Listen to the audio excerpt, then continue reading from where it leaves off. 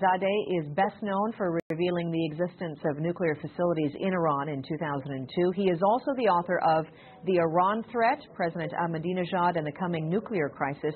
He joins us now from New York City. Mr. Jafarzadeh, thank you for joining us. I appreciate it. Thank you very much. How do you see these elections unfolding? Will it be, as most predict here, a face-off between Mahmoud Ahmadinejad and the so-called Green Movement of Mir Hossein Moussavi? Well, I think certainly the two front-runners are Mahmoud Ahmadinejad, the president for the past 4 years, and Mir Hossein Moussavi, who was the prime minister during the wartime in 1980 to 1988.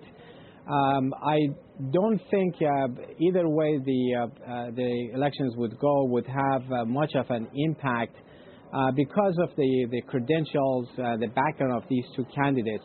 First of all, elections are not free in Iran. The 4 candidates were handpicked out of 475 candidates who were all endorsing the political system there. So there is no real outsider who is participating in the elections. Second, all the participants have a very radical background, from the commander of the Iranian Revolutionary Guards for 15 years, Mohsen Rezai, to Mehdi Karoubi, who was involved in a slate of terrorist activities, including the bombing in Mecca in 1987, to Mir Hossein Moussavi, who actually has a very radical background.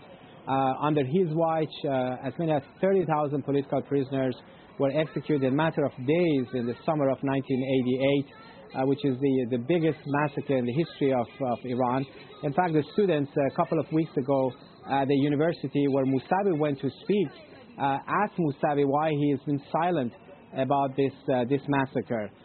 So I think either way things would go, we're not going to see a major change in terms of the future course of the developments regarding Iran. It's interesting that you say that, because there has been a lot of report and reporting signaling that Iran could be in for what some would deem a significant change in terms of political leadership, and they look to Mr. Hossein Moussavi and they say he has a support from a lot of young people, especially, and women. Why? And do you see it that way? Well, Jackie, let me remind the viewers of 1997 when the similar political circumstances existed at the time. At that time, they predicted if Muhammad Khatami, who was perceived also as a moderate, if he wins, it will bring a major change to the country and the relationship of Iran with foreign governments. And Khatami became president for 8 years. Not only that change never came, to the contrary, Iran developed nuclear weapons under Khatami, advanced its missile program, extended its support for terrorist groups in the Middle East, and continued with the suppression of the students and shutting down newspapers and everything. So given that, and given the fact that Khatami and Moussavi belong to the same faction, in fact Khatami threw his weight behind Moussavi, that's why the more objective observers, when they look at the developments and look at the realities on the ground, they don't expect a major change coming from someone who has such a radical background. Interesting. So I want to get a little more from you on this, because there are those who say, look, there's the potential of the country's youth to change a vote potentially. Others say, no, the ruling clerics of Iran will wield a lot of power here. So you're saying don't expect huge change. So you don't see, for example, the youth having a huge effect in this? No, certainly the youth have a huge effect, and you're absolutely correct on that. But I don't think the huge effect of the youth will come in terms of their support for Moussavi. I think what we have observed in the past few days, especially during the presidential debates, which is a new phenomena, is that the population are getting really wary of the entirety of this system. They realize during these debates that how all 4 candidates are basically corrupt and engaged in terrorism and hostage-taking and murder.